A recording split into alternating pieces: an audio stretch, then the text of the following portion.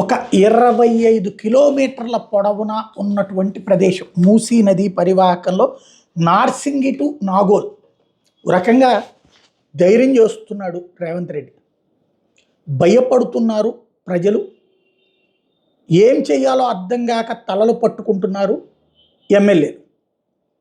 ఇప్పుడు 16,000 మందిని తొలగించాల్సినటువంటి అవసరం వచ్చింది. మూసీని సుందరీకరించాలంటే ఆ లోపల ఇల్లు కట్టుకున్నవన్నీ క్లియర్ చేయాలి. అయితే ఒక కాన్సెప్ట్ తెర మీదకి బాగుంది. వాళ్ళకి డబుల్ బెడ్రూములు ఇల్లు ఇస్తాము అన్నటువంటి. ఒక పక్కన వాటి మీద కౌంట్ వేస్తున్నారు. వాటికి ఎక్కడి వరకు బఫర్ జోన్ అవన్నీ లెక్కలేస్తున్నారు, ముద్రలు వేస్తున్నారు. వాటి తొలగింపుకు సంబంధించింది డబుల్ బెడ్రూమ్ ఇల్లు ఇస్తామంటున్నారు.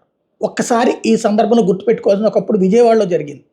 ఎట్లా అంటే ముందు ఇళ్ళు కేటాయించేసి ఎంతమందిని అంటే విజయవాడ భాస్కరరావుపేట డిపో అని, తర్వాత కృష్ణలంక ఇట్లాంటి వాళ్ళని ఖాళీ చేయించడానికి, రాధా టాకీస్ ఏరియా ఇవన్నిటి ఖాళీ చేయించడానికి తీసుకెళ్ళి గాంధీనగర్ సామూర్తి రోడ్ అనమాట.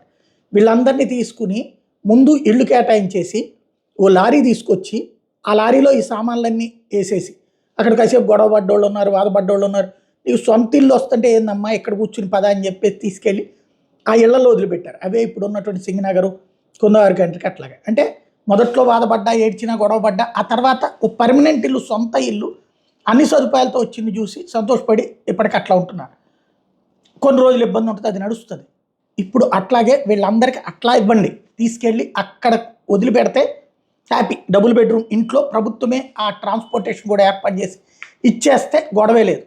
శాశ్వతంగా రేవంత్ రెడ్డిని గుర్తుపెట్టుకుంటారు. అలా కాకుండా డబుల్ బెడ్రూమ్ ఇల్లు శాంక్షన్ అని చెప్పి ఒక కాగితం చేతిలో పెట్టి మీరు ఖాళీ చేసి వెళ్ళిపోండి అని కూలగొడితే మాత్రం రచ్చ రచ్చ నడుస్తుంది.